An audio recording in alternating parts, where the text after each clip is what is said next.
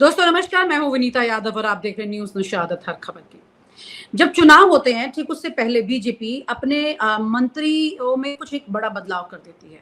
ये बदलाव क्या वाकई में चुनावी रणनीति में फायदा पहुंचाता है बीजेपी को? ये एक बड़ा सवाल है। अगर आप 2022 का चुनाव की बात करें उत्तर प्रदेश के असेंबली इलेक्शन की, तो उस वक्त भी जब चुनाव थे उससे 2 महीने पहले, 3 महीने पहले लगभग सितंबर के महीने में 2021 में तो एक रीशफल किया गया था। उस रीशफल में कई ऐसे लोग को उतारा गया था मंत्रालयों में, जो कि उत्तर प्रदेश से ताल्लुक रखते थे। ऐसे ही अभी काफ़ी लंबे वक़्त से रीशफल को लेकर के चर्चाएँ चल रही हैं।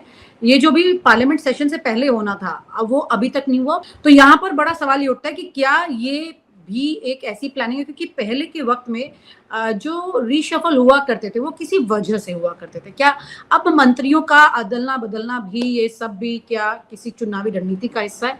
इस बारे में चर्चा करते हैं, हमारे साथ वरिष्ठ पत्रकार जुड़ रहे हैं धर्मेंद्र सिंह भदौरिया जी। उन्हीं से समझेंगे इस बात को, क्योंकि ये बहुत अहम बात है। इसको समझना बड़ा ज़रूरी है कि बीजेपी की कितनी रणनीतियाँ ऐसी हैं जो उन्हें फ़ायदा पहुँचाती हैं, जिसका आम जन नहीं समझ पाता है। यहाँ तक कि पत्रकार भी सर ये सोचते हैं कि देखिए, अच्छा रीशफल कब होने वाला है? अच्छा, हमारी ये खबर है, हम इस खबर को कर लेंगे रीशफल होने में। लेकिन ये एक ट्रेंड की तरह निकल के आ रहा है कि जब रीशफल होता है तो पता चला है कि देखिए ये चुनाव पर इसका असर होने जा रहा है।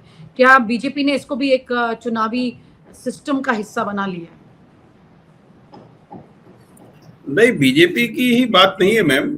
हमेशा ही जो पार्टियां हैं, जो जो शासन में जो पार्टियां हैं, वो विधानसभा चुनाव के हिसाब से या राजनीतिक परिस्थिति के हिसाब से वो कैबिनेट रिशफल करते हैं। भारतीय जनता पार्टी का जहां तक सवाल है, जो मोदी सरकार का जो सवाल है, तो वो हमने देखा है कि 2016 में भी उन्होंने 14 में जब सरकार में आए थे, उसके बाद 16 में उन्होंने रिशफल किया, फिर 21 सितंबर में किया, उन्होंने रिशफल किया और चुनाव से पहले ही किया।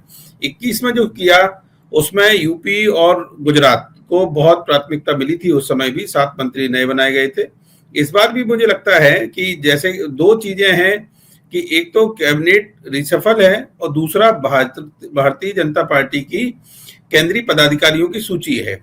ये दोनों ही लंबे समय से प्रतीक्षारत हैं। आज नितिन नवीन को अभी करीब 7 महीने हो गए हैं और अभी राष्ट्रीय कार्यकारिणी भी नहीं आई है ना।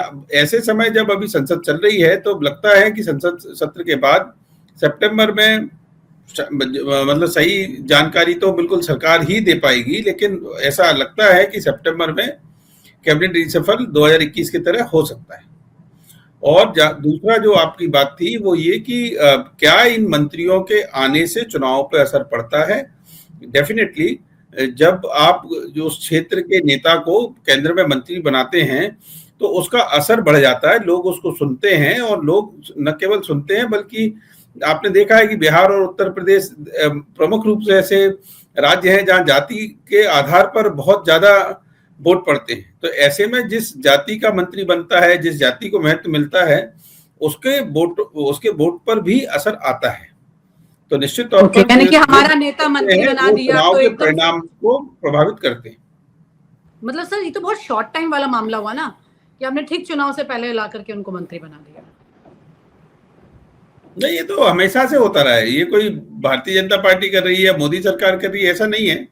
सभी सरकारों में आप देखिएगा, अगर ढंग से देखेंगे हम तो ऐसा रहा है कि जब भी कभी जब विधानसभा चुनाव जिन राज्य विशेष में हो रहे हैं उस कैबिनेट रिशफल से पहले, तो ऐसा होता रहा है।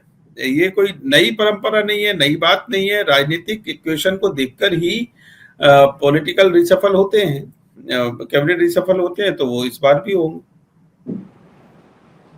अच्छा, लेकिन ये रीशफलिंग जो है, यानी कि अब क्योंकि पहले अगर हम याद करें तो यूपीए के वक्त में बात कर लीजिए या पहले 2003 की भी अगर मैं बात करूं तो ऐसा ट्रेंड नहीं देखने को मिलता था। अभी एक ट्रेंड की तरह दिखाई दे रहा है।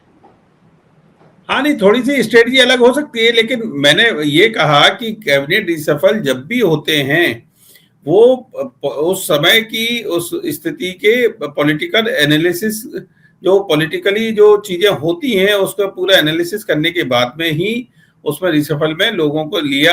एक तो होती है मंत्रियों की परफॉर्मेंस, उसके आधार पर वो हटते हैं, या दूसरे जो सांसद हैं उनकी संसद में परफॉर्मेंस या क्षेत्र में परफॉर्मेंस उस हिसाब से एक होते हैं, और एक होते हैं कि स्ट्रेटेजिकल जो समीकरण के हिसाब से जो होते हैं, तो वो जरूर रखे जाते हैं और हमेशा से रखे गए हैं। सर, आप उत्तर प्रदेश के चुनाव पे भी पूरी नजर बनाए हुए हैं जो भी आने वाले हैं। बड़ा सवाल ये है कि बहुत सारे ऐसे मंत्री हैं जो असंतुष्ट हैं, जो मंत्री पद पर बैठे हुए हैं। उन्होंने ही, अगर हम ये कहें कि किसी ने कुछ बहुत बड़ा काम किया या चर्चा में बना रहा, या विज्ञापनों में योगी जी के अलावा कोई बहुत दिखाई दे गया, ऐसे कोई चेहरे दिखाई देते नहीं है, तो क्या ही फर्क पड़ता है?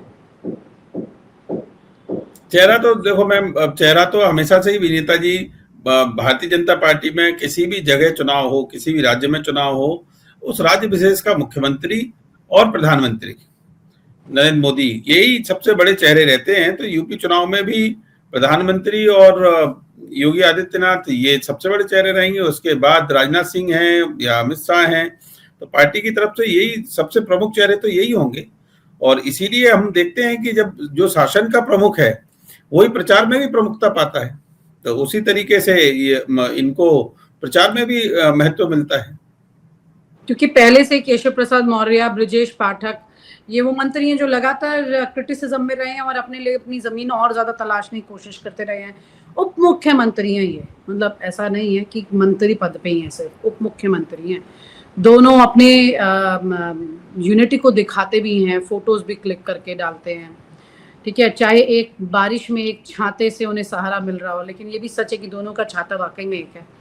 तो पॉइंट ये है सर कि उनको इन चेहरों का मतलब क्या क्या किया जाएगा? दिल्ली फैसला लेती है इसे, तो मतलब क्योंकि बहुत फर्क पड़ता है ना। योगी आदित्यनाथ अपने मंत्रियों को, अपने लोगों को जगह देना चाहते हैं चुनाव के टाइम पर, तो खास तौर पर, और उसी वक्त में दिल्ली अगर यहाँ पे रीशफलिंग अपना पोस्टपोन कर दे और चुनाव से ठीक पहले शुरू करे, तो अपने ये दो चेहरों को कहाँ पहुंचाएगी, फिर और दो चेहरों को लाएगी 4 चेहरों को, तो वो किसके होंगे किसके नहीं होंगे, ये भी एक बड़ा विवाद है।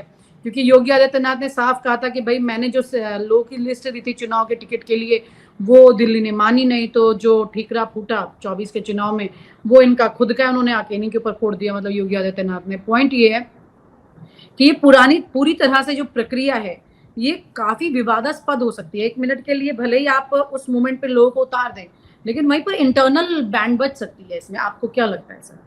नहीं, ये तो है ही मैम कि जब भी कभी पॉलिटिकल रिसफल होता है तो उसको बहुत ही महीन राजनीतिक नजरिए से देखना पड़ता है। अभी संगठन का, अभी इन्होंने भारतीय जनता पार्टी, पंकज चौधरी जो बने हैं अभी केंद्र में भी मंत्री हैं वो, और प्रदेश अध्यक्ष भी हैं, उन्होंने अभी अपने पूरे कार्यकारिणी की घोषणा की थी। उसमें 6 जो क्षेत्र बनाए हुए हैं उत्तर प्रदेश के, उनके प्रभारियों की घोषणा की है, प्रदेश महामंत्रियों की इनकी की है। इसी तरीके से कैबिनेट का भी रहता है, तो उसमें बहुत महीन राजनीतिक समीकरण साधने पड़ते हैं। मैंने जैसे पहले कहा कि जो मंत्री हैं उनकी परफॉर्मेंस रहती है, फिर उनकी जातिगत समीकरण होते हैं, और तात्कालिक राजनीतिक आवश्यकता क्या है, इन सबको देख के फैसला लेना पड़ता है। फिर बड़े नेताओं के जो लोग हैं, या जो आपने कहा कि संगठन के लोग हैं, तो भारतीय जनता पार्टी की एक सरकार की एक विशेषता रही है कि ऊपरी तौर पर सब कुछ ठीक ठीक दिखाई देता है। बहुत ही रेयरली कभी अलग जाते हैं, जैसे केशव प्रसाद मौर्य हैं और ब्रजेश पाठक जैसे आपने कहे, तो केशव प्रसाद मौर्य का रुख जरूर ये दिखाई देता रहा है, पहले से ही थोड़ा सा अलग रुख वो लेते रहे हैं। वो इंडिपेंडेंट एक नेता हैं और उप मुख्यमंत्री लगातार बने हुए हैं। चुनाव हार गए थे, उसके बावजूद भी वो उप मुख्यमंत्री उनको बनाया गया दोबारा भी। तो इसलिए, और प्रचार में जहां तक प्रमुखता की बात है, तो उप मुख्यमंत्रियों के फोटो भी होते हैं, थोड़े छोटे होते हैं लेकिन होते हैं।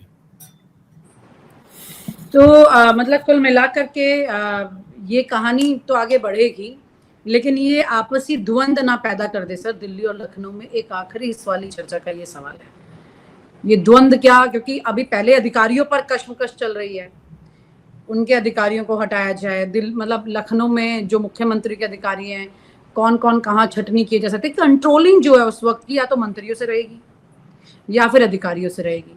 तो ये कंट्रोलिंग लेगा कौन फाइनली हाथ में? कंट्रोलिंग मैम, कंट्रोलिंग तो जो सीएम कुर्सी पे बैठे हैं ना, उसी से रहती है। तो कंट्रोल तो आखिरी में अंतिम कंट्रोल तो योगी आदित्यनाथ का ही है। अगर वहां पर यूपी के कॉन्टेक्स्ट में बात करें और केंद्र के कॉन्टेक्स्ट में बात करें तो मंत्री कोई भी बन जाए, आखिरी में कंट्रोल तो प्रधानमंत्री का ही होता है ना। अंतिम निर्णय तो कैबिनेट मिलकर लेती है और प्रधानमंत्री लेंगे। सर आपने दोनों बातें कह दी, दोनों की चलेगी? बिल्कुल बिल्कुल, दोनों की चलेगी तो विवाद तय है। बहुत बहुत शुक्रिया सर। और आप हमसे जुड़े रहने के लिए सब्सक्राइब करें YouTube पर, फॉलो करें Twitter पर और लाइक करें Facebook पर। और ज्यादा जानकारी के लिए आपको टाइप करना होगा सिर्फ न्यूज़ नशा।